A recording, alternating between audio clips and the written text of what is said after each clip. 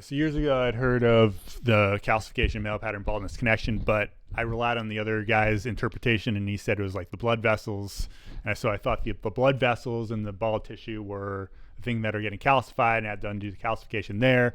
But that's not the case. I actually read the study, and turns out like the calcification doesn't occur in the tissue; it occurs in the skull. So this is the excerpt from the study that contains this information about the connection between calcification and whatever.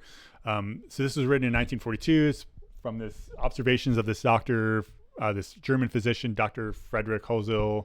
He did about 80 autopsies on bald guys, and then he noted that baldness occurred in persons in whom calcification of the skull bones had apparently had not only firmly knitted the cranial sutures, but also closed or narrowed various small foramens through which the blood vessels pass.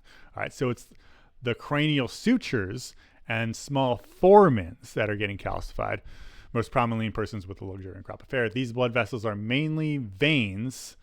The blood vessels affect are mainly veins which normally communicate with the diploic veins in the spongy tissue of the skull bones, but which are evidently pinched off by calcification of the foramens. Various stages of this process impairing blood circulation of scalp could be observed. All right, so it's affecting veins that are passing through the foramen and connecting to the diploic network. I didn't know what any of that was, so this is what I had to look it up. So here's a cartoon of the skull. You have these these are sutures. So the sutures are where the main bones of the skull connect. This is the frontal bone, parietal bones, and then the occipital bone. So these sutures are getting calcified. In addition, you have these holes. These are you have holes in your skull. These are the foramen. Foramen are little holes in bone. All right. So this is where the calcification. These are the parietal foramen, but they're other foramen. This is a non-cartoon skull. You can see the cranial sutures, and you see there's a hole there and a hole there. They're usually these two parietal foramen. You see there might be some other ones like there and there. That looks like a hole. On the front, you can see there's a hole there and a hole there, a hole there and a hole there. These all allow the veins, I guess, whoops. Getting ahead of myself. There's another hole. That's a skull fracture. You see if there's a hole there and a hole there. And so anyway, these holes, he said, are connect veins to the diploic venous network. I didn't know what that was, so I looked that up too. So the diploic network is a network of veins inside of the skull. So I guess there are veins inside the skull. Like the skull is not just all hard bone. It's hard bone on the outside, hard bone on the inside, but or on the like where the brain is. But then in between, it's like soft and spongy, and these veins run through it. So these are the veins that are getting pinched off. The veins are running from the scalp, and then they pass through these things called emissary veins. So I hate these diagrams, but I have to. This is the best thing I can find.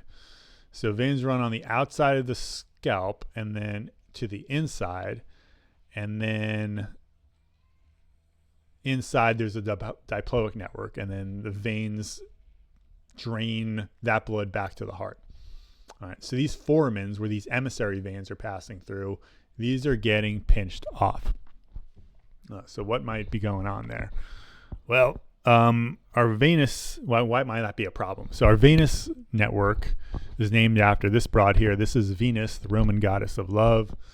She represents like a very feminine, nurturing disposition. So the veins are the nourishing, nurturing part of the circulatory system, which is why they're named that. So what the veins deliver back to the heart is not just empty blood. It's information about what that body part needs more of in the future. For some reason, the skull or the heart doesn't want to hear about that anymore. And it's probably because on the front end, your arterial network that's delivering blood to the hair is getting negatively impacted by some bulging in your skull.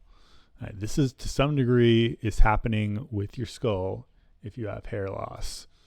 Right? There are these areas that are rounding and getting bulgy, and that's putting a strain on the arterial blood flow.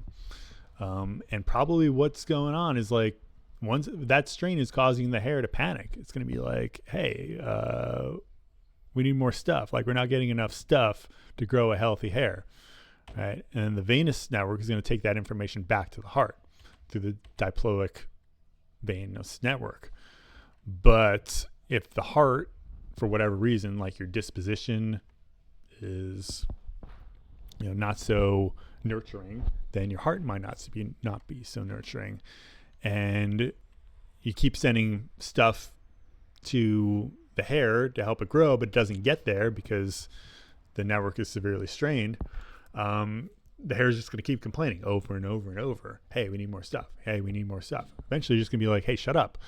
And I'm going to calcify these foramens, pinch off the information back because I don't want to hear your complaints anymore. Right? I sent you more stuff. Right? Don't complain. It didn't get there, so I can't do anything else. Right?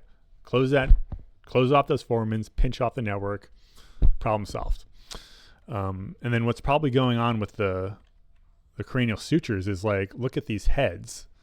Like, imagine you're the suture right here, the cranial suture, and like those things, the guy said they get firmly knitted with calcification. Like, they're not firmly knitted before the calcification. So if you have this bulging in your skull, probably those sutures, that area in between the sutures, like, is getting exposed. Like, it's getting wider and wider. Like this, if you got some force pushing up on your skull, like, those sutures are going to widen out. And like, maybe your brain is becoming like, it's getting exposed.